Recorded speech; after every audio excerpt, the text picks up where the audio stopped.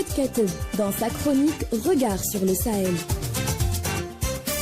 Dans nos précédentes chroniques, nous avons abordé le retour de l'ancien président congolais Joseph Kabila sur la scène politique de son pays, la République démocratique du Congo RDC, et la méfiance que suscite sa démarche du côté du gouvernement du président Félix Tshisekedi. Aujourd'hui, il est admis que Joseph Kabila se trouve depuis une semaine à Goma, la grande ville du pays tombée il y a quelques mois entre les mains du mouvement rebelle M23 soutenu par le Rwanda. Et ce n'est que jeudi 29 mai que l'ancien chef de l'État a entamé ses consultations dans l'est du pays. Il a reçu dans l'une de ses résidences de Goma des représentants des confessions religieuses. Pendant environ 50 minutes, Kabila a échangé avec ses invités, musulmans, membres des églises de réveil, représentants de l'armée du salut, orthodoxes, protestants et d'autres. À tous, il promet de peser de tout son poids pour le retour de la paix en RDC. Le vendredi 30 mai, c'était au tour des chefs traditionnels d'être reçus par le prédécesseur de Tshisekedi. Pendant environ 45 minutes, l'ancien président a échangé avec une trentaine d'autorités traditionnelles. Parmi elles, 4 rois. Le Mwami Désé de Buisha,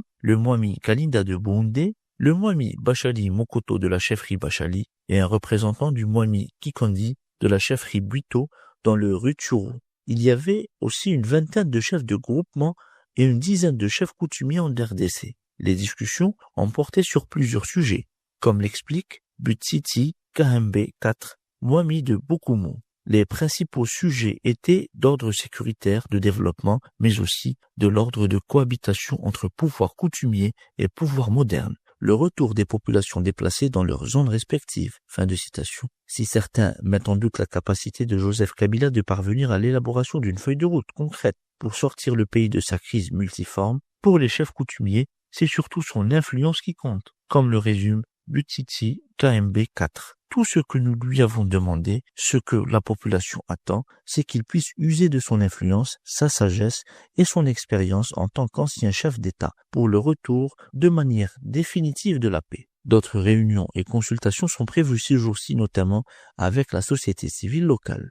L'ancien président congolais a répété à plusieurs reprises qu'il soutenait les processus de paix de l'Union africaine ainsi que les discussions de Doha et de Washington. Cependant, Joseph Kabila a défendu sa démarche qui consiste à privilégier le dialogue avec les composantes de la société civile afin de bâtir une paix durable. À bientôt pour une nouvelle chronique.